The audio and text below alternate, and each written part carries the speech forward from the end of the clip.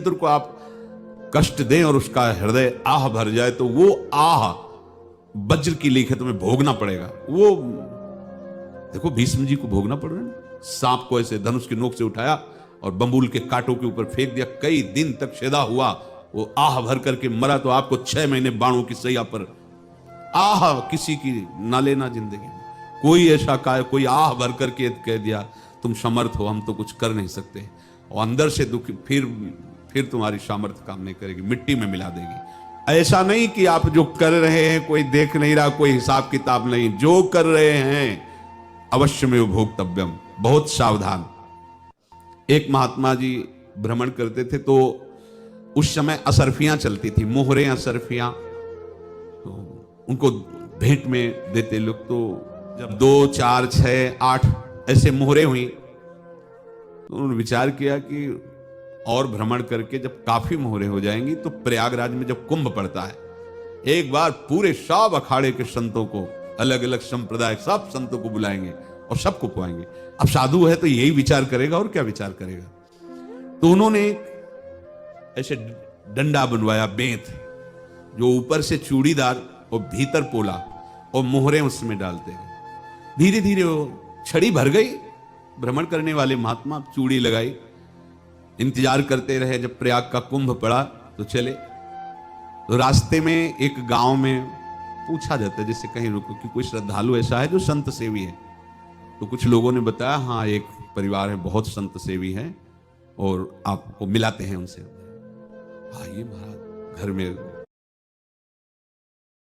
पड़ी उस डंडे पे, इतना मोटा और ऊपर से कुछ चूड़ी सी भी नजर आ रही, इस डंडे में तो कोई रहस्य है ही है। अब महात्मा जी को खवा पिला के सुला दिया। महात्मा जी जब सो गए तो पत्नी से धीरे से कहा वो डंडा लाओ बाबा जी का डंडा। वो चूड़ीदार जो ही खोला पलटाया तो सैकड़ों मोहरे। ऐसे संत रोज पधारे भगवान, तुम आनंद हो जाए फिर क्या।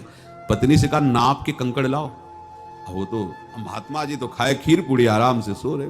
रात में पूरी प्लानिंग करके उसमें कंकड़ भर के चूड़ी लगाकर सिराने रख दिया, सारी मोहरें हटा ली। महात्मा जी गए प्रयाग में, किसी अखाड़े पर रुके और वहां प्रार्थना की कि कल जो है संपूर्ण अखाड़ों का निमंत्रण किया जाए और सब संतों को भोग पवाया जाए और उनको दक्षिणा भी दी जाए। संत जन निमंत्रित हो गए, भंडारा बन रहा है। तब वहां की महानता है उनका, देखो भंडारा भी बन रहा है, संतों को निमंत्रण। अब आप अर्थ की व्यवस्था कीजिए, क्योंकि इतनी बड़ी हमारी सामर्थ्य नहीं थी जितना हमने किसी तरह हमने ये व्यवस्था की। अब मुझे अर्थ चल रहा है, तब वहां की महानता है उनका, देखो भंडारा भी बन रहा है, संतों को निमंत्रण। अब आप अर्थ की व्यवस्था कीजिए, क्योंकि इतनी बड़ी हमारी सामर्थ्य नहीं थी जितना हमने किसी तरह हमने ये व्यवस्था की। अब मुझे अर्थ चाहिए, तभी आगे की व्यवस्था बढ़ेगी। संतों को दक्षिणा देंगे और जिनसे अर्थ लिया उनको दे। देखो रसोई बन गई है सब। उनका छत में विश्वास नहीं तो अभी चूड़ी खोली। उनको तो था ना कि मोहरे हैं कंकड़। तो जैसे कितना उनको सदमा लगा होगा, हजारों संतों का निमंत्रण, रसोई बन, मतलब संत हो के छल कपट। तो उनका महाराज आपने तो हमारा नाश कर दिया, जो महंत थे। अब बताओ रसोई बन गई, संत निमंत्रित हो गए, आप ये कंकड़ दिखा रहे हैं हमको। आपने तो हमें बर्बाद कर दिया, हमारी इतनी सामर्थ्य नहीं थी, आप पहले बता देते। संत होकर ऐसा छल कपट। अब वो बोले तो क्या बोले, क्योंकि उनको पता था कि मोहरे हैं इसमें। अंदर से उनका चिंतन गया उसी सेठ के पास, अच्छा ऐसा धोखा हमारे साथ किया, भोगोगे तुम। अब इनका कैसे मुंह दिखाएं, अब क्या करें। सुबह संत जन आएंगे, सबके बीच में हमारी कि देखो इन्होंने, अब क्या करें।